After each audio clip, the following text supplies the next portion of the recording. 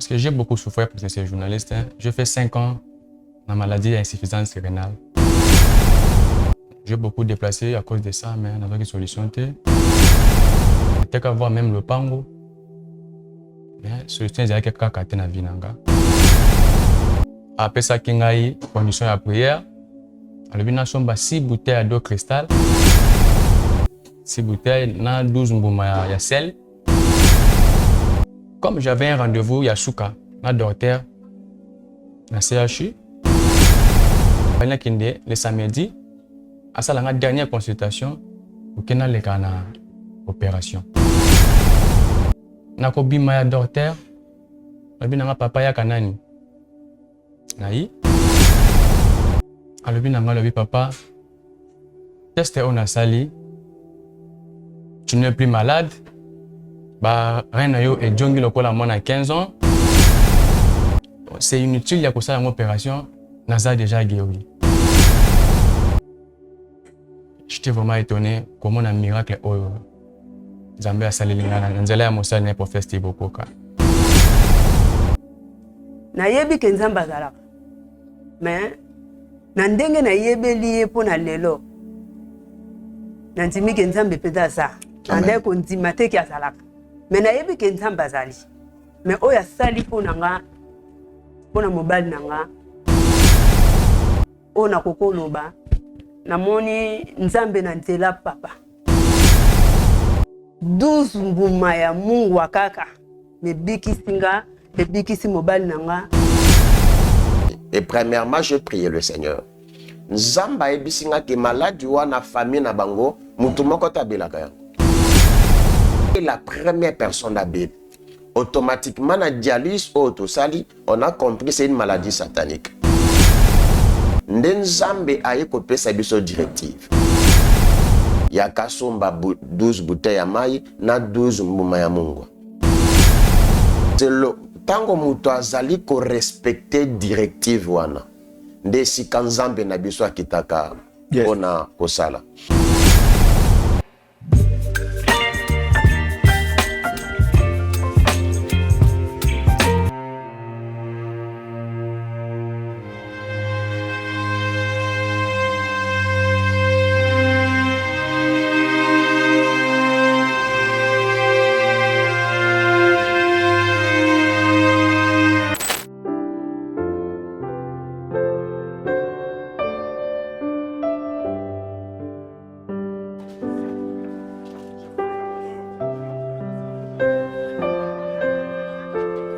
Orphelinat Bravo Jésus a lancé Opération Tangisa Orphelin na $20. Pona Asomba, cahier, sac, uniforme, pena frais scolaire. Na $20 nayo, tu peux sauver une vie. Notez bien, c'est lui qui donne aux orphelins prêts à l'éternel. Bossa Labadon Abino na numéro Oyo. Orange Monnaie, M-Pesa, RTL Monnaie. Tozwani Bongo na commune Yamatete. Quartier Viaza, numéro 27A.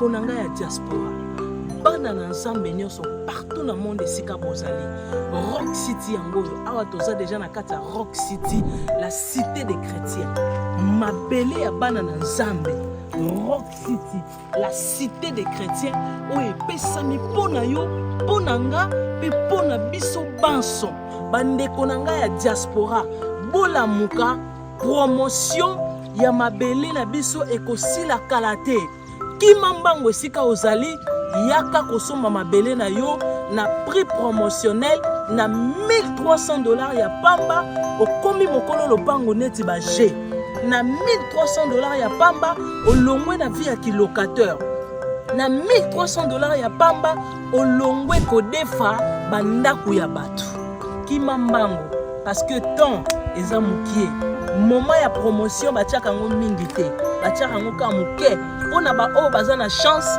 nde bakozwa opportunité wana.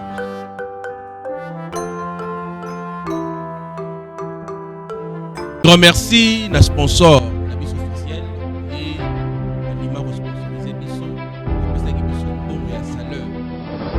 Bonjour mesdames, messieurs, bienvenue sur votre chaîne chez Biso Télévision, la chaîne qui vous ressemble. Un grand merci à vous Shalom bande Balandi, il y a notre chaîne chez Bisso Télévision, na émission Malam Obolinga Mingi, émission Grâce à Dieu. Grâce à Dieu, c'est une émission moko ou une émission éducative. Les émissions de Bayaka ko témoigner bolam Nzambe parce que la grâce, ils ont la facilité, ils ont au mérité mais aux gens qui une facilité, c'est la grâce de Dieu. Je crois nous avons des témoignages dans cette émission et nous avons un homme de Dieu, Mebiso Bateau. Et j'ai vérifié, à chaque fois que non, ce sont des choses vraies. Ben, outil à Kishasa parce que j'ai, et dernièrement, tout le monde a dit, soit disant un prophète, ça a parlé concernant ma maman qui en a bon. Yem d'ailleurs bien haut, mais oh, ça, ce n'est pas des mains qui ont. Ça, ce sont des véritables témoignages. Maintenant, c'est un homme de Dieu, bon, mais comme on a une mission grâce à Dieu, c'est les prophètes Steve. Oyo toyambi na mukola lelo na kati ya notre émission ya grâce à Dieu directement Tokyo Pesae. Shalom Dieu. Shalom papa Eric. Oui boni. Nzambe azana bomoi. Nzambe bomoi. Merci encore une fois kukuta nous na kati émission grâce à Dieu. Je crois ça fait beaucoup de temps ngana toza sous-sauté et à deux fois papa shit mtembakayo mais lelo toyanga meto yambayo taibité ça onini ya malamu meli biso na kombo ya Yesu Masia. Merci loko les émissions grâce à Dieu papa Eric na lingito sambela avana ya nolayo. Merci beaucoup. Ozali Nzambe na bikamwa. C'est toi le maître des temps et des circonstances. Osepeli lelo to koma na émission enfin que libota na yo badala édifier pe ba pambolama. Seigneur na dédié émission ona saloboko na yo. Zala liboso na biso Nzambe na bomoy. Na sima na biso mobateli pe mobikisi. Na telemeli nyonso oye kopesa kombo na olokomute. Ezala neyanti na kombo na Yesu Christo. De na sambeli bongo. Amen. Amen. Merci beaucoup Papa Eric pour nous rebondir. Merci na question na yo. Oyebi grâce à Dieu eza émission oyo batu baya kotatola bolamu ya Nzambe na bango. Parce que par rapport batu bazali kolanda biso de partout au monde. Batou, la plupart des personnes basali deux fois qu'on dit manabola munanzam na bomo na bangote.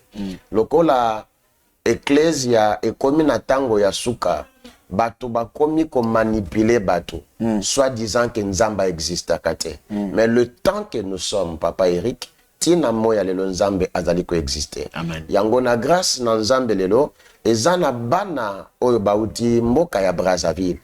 Ndenge balobaka na ngai papa soki nzambe na yo asali biso tokozanga te koya ko témoigner bolamu na nzambe yango na ngolu na nzambe pe na pamboli papa shikimuka de sikazali parce que d'habitude ye mutambanga yango ngolu epesa milio ko na peso pe merci na ndengo ya bibiso. Merci beaucoup.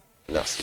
Merci. Je crois l'homme de Dieu a dit il y a des gens bauti libanda bauti na mboka noto ba mboka papaya et Brazzaville baza awa directement tokei kopesa papa mbote papa.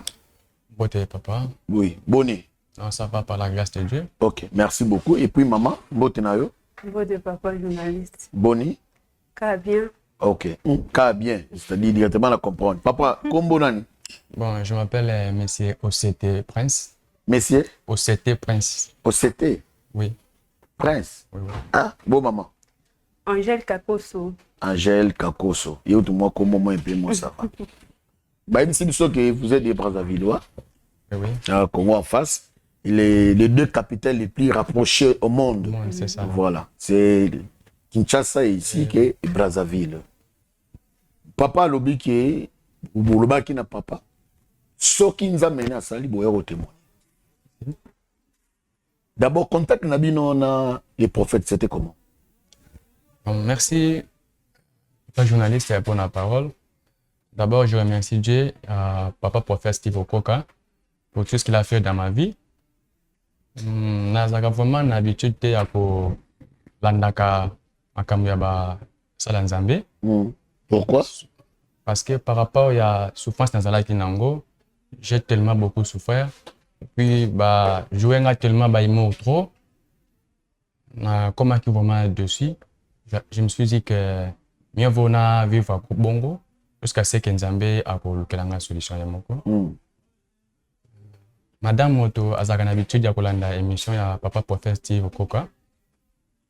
ezalaki na mokolo moko mama bande kotémoigner nzambe mama na koloba nzambe arestauraki libala na ye azalaki na problème na couple na bango nzambe aprophète Steve asalaki miracle mama wana azwaki solution nde madame lokola ayebi mpasi onga mobali nasufaka nango abenga mpe papa yaka d'abord koyoka témoignage oyo ezo eleki epai ya papa Steve Okoka nalutaki te naye tovandi na salon na canapé on regardait ça parce que j'ai beaucoup souffert pour ces journalistes hein. Je fais 5 ans na maladie d'insuffisance rénale. Ok. Rien n'a aile gauche donc ça ne fonctionne plus. Là vraiment difficile. Na tamboli trop. J'ai beaucoup déplacé à cause de ça mais on a pas solution té. Qui avoir mis en hôpital na biso na mboka na biso kuna na Dolisie. Pas de docteur Serge Ngakoso. Asalanga toujours échange en makila. Mais rien ne marché. Il y a qui même voir mon peau noire. Pas de docteur Willy. Rien n'est changé.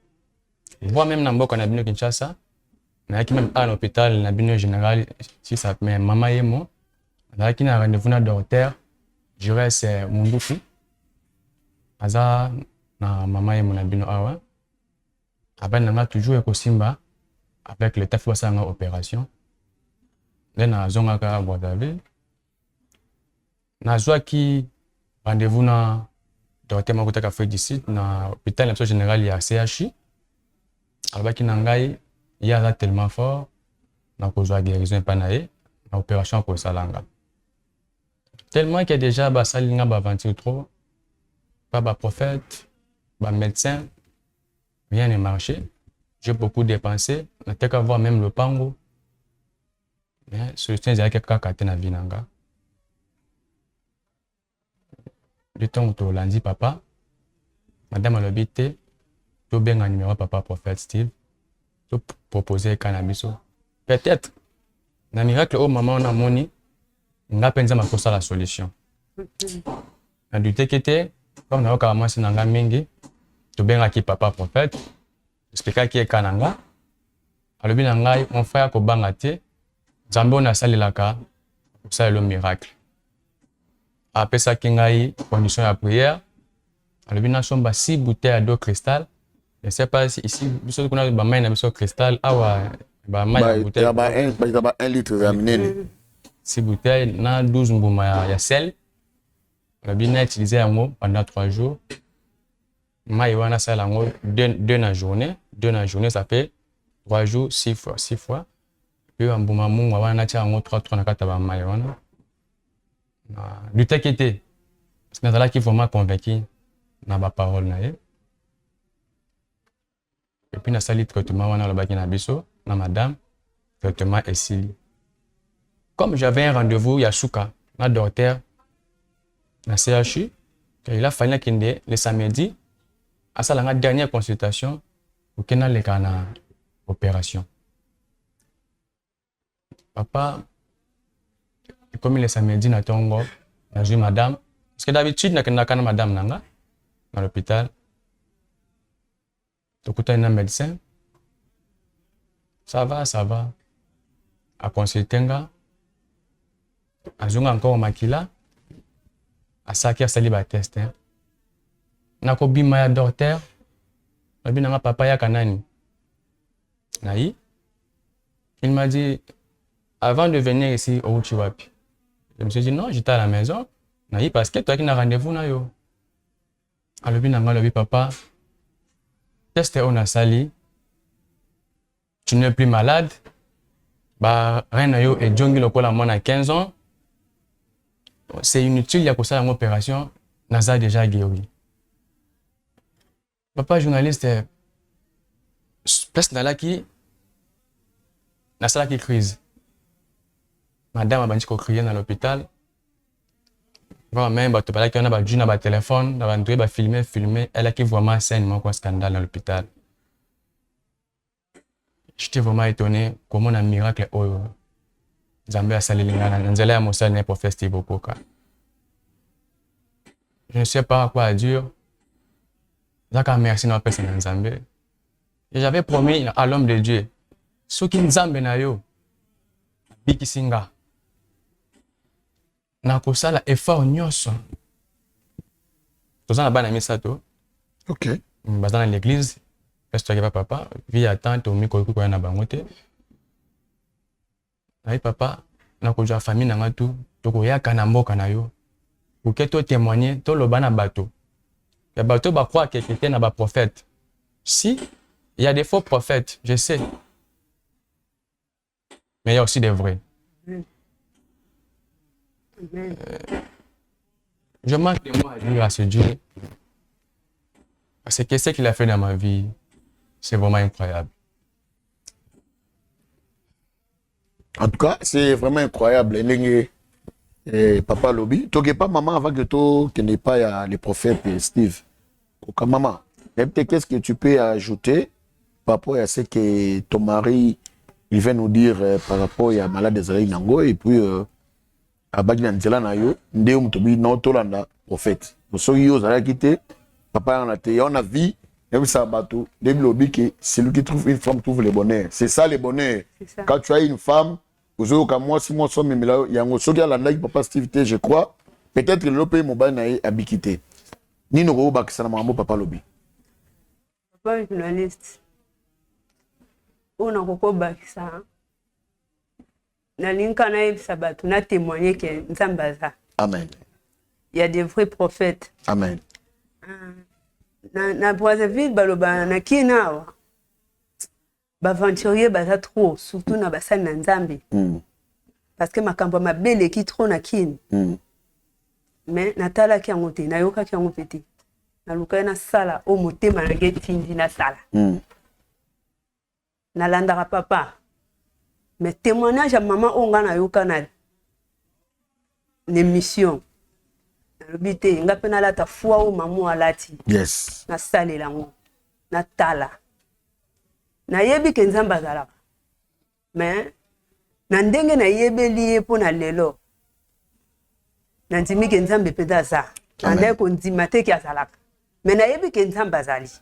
Mais oya sali po na nga pour mobile nanga. C'est ma première fois na likabu. Na fanda boye na miso bato boye na likabu. C'est ma première fois. Non, on appelle ça témoignage te na vie nanga. Ok. Ma première témoignage on a do pesa. Pas bato. Donc on a koko loba na moni nzambe na nzela papa. Na nzela papa nde na moni nzambe a existé ke. Nzambe a existé ke. Au père a un problème à mon nez où il est lié. Aluka nzambe ya prophète Steve. Ako salele plus que au coup to salélinga. Amen. Papa 5 ans et à 5 jours té. Ça c'est oui. Et à 5 heures du temps té. Ils abané. Donc c'est beaucoup. Donc mwezo ngaka pantane. Donc au balobake au moni mosala nzambe ko minzambe non c'est ça moi je vois ça. Ako momo na nzela papa. Donc comme nzambe nanga o nyoso ko lobana na ko sala parce que je te pas sûr. Vous êtes cristal, c'est 4 secondes francs CFA. 12 mbuma ya mungu wakaka. Me biki singa, me biki si mobile nanga na ba dépense o nyoso to salaki na 4 secondes te na vers mungu te. Nzamba. Ok, je crois bande balandi Nzamba Zali, nenge maman Otigoloba. J'ai beaucoup aimé maman, en tout cas à lobby vraiment malam makasi par rapport à yango. Je crois que directement pas prophète Steve pour na mekape kotuna et puis to mekape kosola na emo muke. Maladi oyeye yo lobi mbala moko basomba mai bachamunga. Pourquoi kaka prière ya pamba te? Pourquoi il faut toujours des pratiques comme nganga ya kisi malade yango pona obika faut zaka na mai soit des orientation ya nzambe to zai ba sentiment na to biksa ga ba mai pa ma biksa su ba to babika su te bon yo biksa ga te mais nzambe na yo biksa ga na mai il faut na meka pe ko rectifier na imité pourquoi ça. Merci beaucoup papa Eric, le prophète Eric Nzamba Pambola yo. Oyebi bato ba bela maladie ba suffisance rénale, c'est parmi des classes ya maladies incurables. eza maladi oyo ebikaka lisusu te. Du moins que ngolu na nzambe ekitela mutu. Papa Eric oyebi nayebisaka bato eloko partout bato balandaka ngai. Pour faire un bon traitement, il faut commencer à faire un bon diagnostic. Ok. Tango babengaki ngai, premièrement nayoki passe na motema. Parce que c'est la maman qui a commencé à m'appeler. Azo benganga zolela. Alobi to tambol na ba prophète ebele. Ba tambol na bamboka na bango je crois cité yango. Mais nayoki témoignage ya maman o nzamba restaurer libala na ye. Ce qui nzamba restaurer libala na ye, c'est que na capacité que nzambe a changé. Et tant on a solo na papa na ye, c'est que j'ai compris na maloba papa, j'ai trouvé en lui la foi. Alobi na landaka ba prophète lisusu te pona zaka dessus. Mais foi o ye boti na kati ya motema nanga ya ona na landi. Et premièrement, je priais le Seigneur. Nzamba ebisinga ke maladi wana famille na bango, mutu moko tabelaka yango. Ok. Il est la première personne à Bible. Automatiquement, la dialyse autosali, on a compris que c'est une maladie satanique. Nzambe a écopé sa biso directive. Yakasomba 12 bouteilles à maï, na 12 mbuma ya mungwa. Papa Eric, vous savez, ce qui Nzambe na bilaka a quitté a pesi mutu directive. C'est le tango mutu azali ko respecter directive wana. Ndesi kanzambe na biso akitaka. Yes. On a kosala. Et puis après ça nga parole donnée. Alobi papa soki nzambe na yo abikisinga. Na sali ba directive ya nzambe na yo. Na koya na mboka na yo. Na ko témoigner nzambe parce que na zui guérison nanga na nzela ya media. Na koyoka sonité. Na koya elongo na mwasi na bana nanga. Tu ko témoigner nzambe.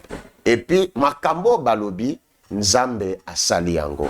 Ce n'est pas que tozali nzamba za kubikisa na maito na Mungu ate. Et ça par rapport ya problème wazala kinango. Okay. Nzamba apesa ka mutu directif papa Eric par rapport ya problème ya mutu. Parce que Dieu peut dire papa Eric, toi imposer ne fils que le boko. Pe mutu abiki. Nzamba kotola ta jeune ya 3 ou 4 jours pour mutu abiki. Mais Dieu a vu manière ya capacité, ya dureté ya malade. Ça paraît un peu bizarre. Au monitango baki na hôpital bazo bien bazo lela. Moi-même, les prophètes, j'étais étonné. Parce que de vrais miracles étonnent même les prophètes. Oui, oui. Moi-même, j'étais étonné. Et j'étais à la maison, commencé à pleurer. Et j'ai compris qu'il y a solo les dieux que nous servons également avec vous, Papa Eric, Toti Kanzambete. Amen. Parce que nous voudrions ce que Dieu est en train de faire. Amen. Nous avons plusieurs témoignages. Mais lui a voulu traverser, a voulu venir pour la chaîne au Bamona Kalibanda. Et Nzambe atana bomo Papa Eric. Merci beaucoup. Nzambe atana bomo, je crois tozo comme presque souka ya notre émission. Tozo pena presque sous l'émission na biso. Et boza précisément na Congo Brazzaville, boza na commune nini? Toza na commune ya Talangai. Talangai. Oui. Donc les gens na sali bopo ba vérifier. Si oui. J'ai des adresses. Oui. Même na ko pesa bien ba numéro, ba ti ba doute ba benga même ngana téléphone. Oui oui. Bon, on doit en besoin. C'est les 05 et plus 240 plus 242 je crois. 05 oui. 772 31 60. 772 ou soit 72. C'est comme ça. Voilà, il faut voilà. 05 772 31 60. OK. Les numéros papa pour nous confirmer les miracles. Ce n'est pas une demande qu'on a, ce n'est pas une montage. Ce sont des personnes dans la Brazzaville, dans la commune. Talangai, moi je n'ai pas commune. On a rien à Brazzaville, je sais. Et il y a un moment qui est au sali, tu es papa sali, mais au benga papa, oh ya papa stivité, pour blâmer qui n'a pas bon sango. Mais oui, ça qui a ça, c'est chose c'est vrai. Donc il va biki. Donc pour la rue Sabino que non, mon toit la maladie avec les dieux, il y a Steve au coca. Dieu paie encore. Il y a Kobi qui s'adonne. Kozelaté, Kotardete. Les prophètes sont là, et après ça numéro nae, au bengaye, et puis na suka azo prier pour na mutu nyonso oza malade. Soka sambeli pour na mutu malade. Direct. Aux 8 miracles, bengaye soza libana, bengaye c'est les voix sur pour que témoignage en édifié bande comme sous. Je crois l'homme de Dieu. Je crois l'article juste numéro na contact et puis aussi pour prier pour la bateau na bakalo pour la bande ko e bazali, même aussi pour la bateau accident na mona aussi pour la bateau accident na mona babika. Moi, je vis ça. Ils comme non, mais l'homme je vis. Dans mon âme, tu as un problème. Moi, je vis ça, babika.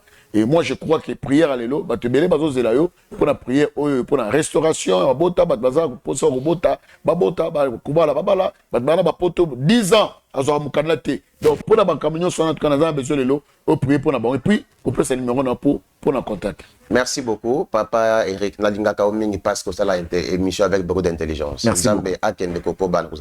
Merci beaucoup. Et puis, Nalingi na média na pise ngape batebele ba excuse parce qu'il y a des gens qui m'appellent de fois bazwa ngaite. Et ceux qui binga aux ngaite, tikelanga message.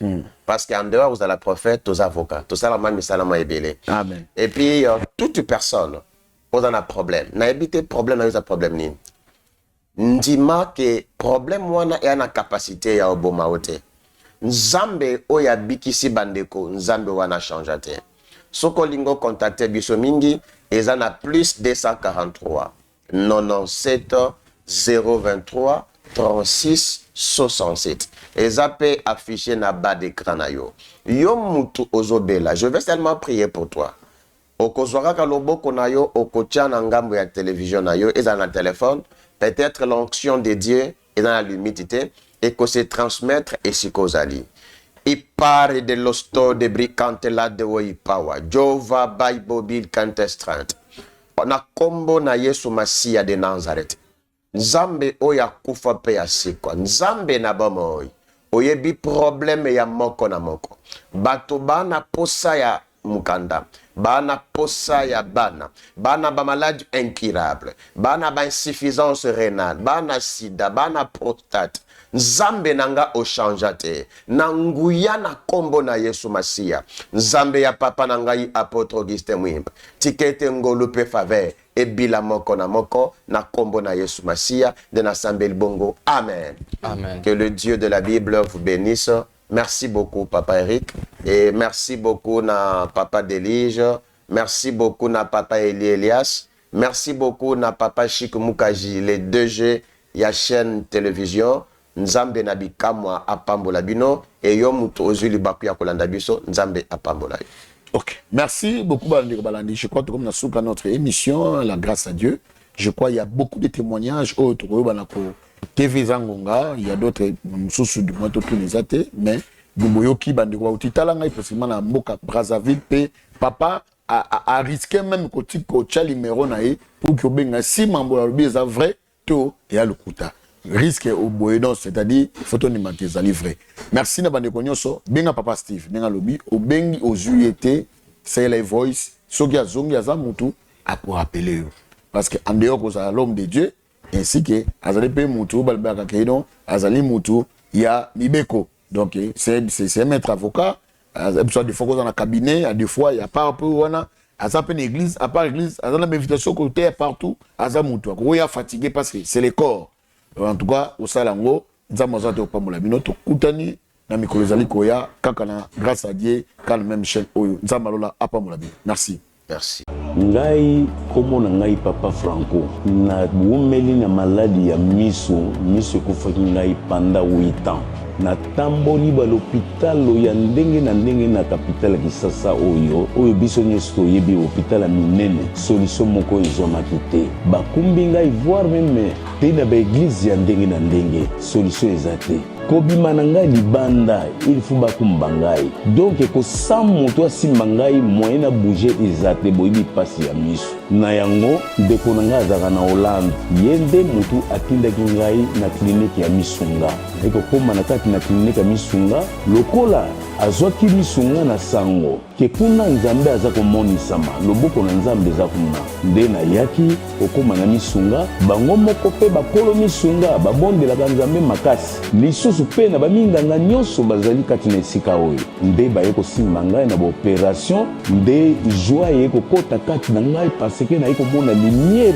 ebimelinga bino moyebi 8 ans c'est beaucoup na moto omonaka te oye kozwa lisusu misu ya sika kati na l'hôpital na clinique ya Misunga vraiment yango naza ko remercier le bon Dieu nzambe oyo asalaka kati na biso banso nde mpona nga amonisa mikati na ngai bandeko natondi botondi mpe naza kokumisa ye mpe ko remercier ye papa Kanga na nyokomaki na maladi oyo babengi AVC nakweyaki makasi nini maladi wana nazali komiyeba te kosala makambo nyonso to esika navandi bamemi nga ti na hôpital ya Misunga na hôpital wana esika ngai nake kozwa libiki na quartier babengaki ngai koka ke na kotambola susu te babeki bapesaki ngai nati kokobwaka yango velo nati kotambola nango te babeki sikoyo nabwaka nakomi kotambola nzoto makasi nyonso to malamu grâce na hôpital ya Misunga na badokteur ya Misunga en tout cas bato wana basambelaka ya solo hôpital ya Misunga eza hôpital moko ya bana banzambe nga papa kanga soki Misunga te